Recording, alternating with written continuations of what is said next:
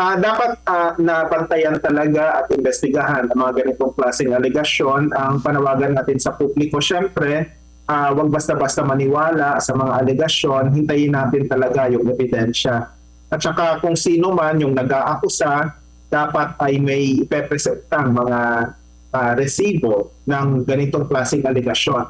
Pero alam mo, Marian, kahit nung panahon pa ng kampanya, may mga naririnig na rin naman tayo. Hindi lang kontra Daya, yung iba't ibang mga tao rin hinggil sa Pogo money na pinapaikot para sa benepisyo hindi lang ng isang kampo, kundi ng mga dinastiya at ng iba pang mga mayaman at makapangyarihan.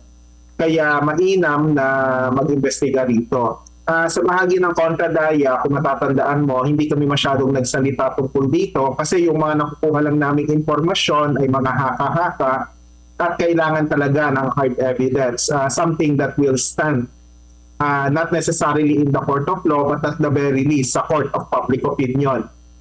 Sa ngayon, wala akong pinanghahawakan at mainam na mag-imbestiga talaga.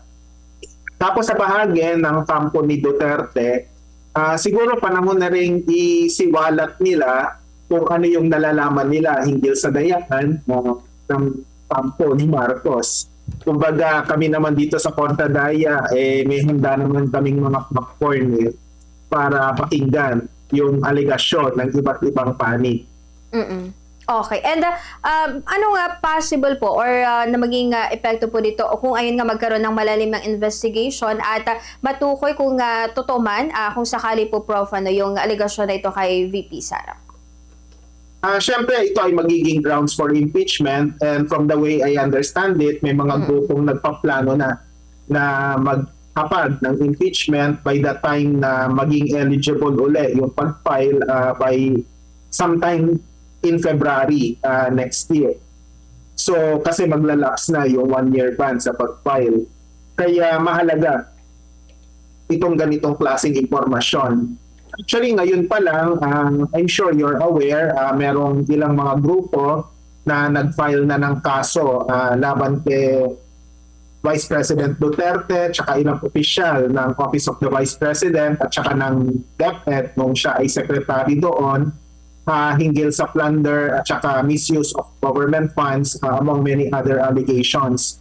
Ang mga ito would form part of whatever impeachment complaint will be filed against the Vice President. Kaya kung meron tayong isang bagay na mainam na abangan, ito po ay Pebrero.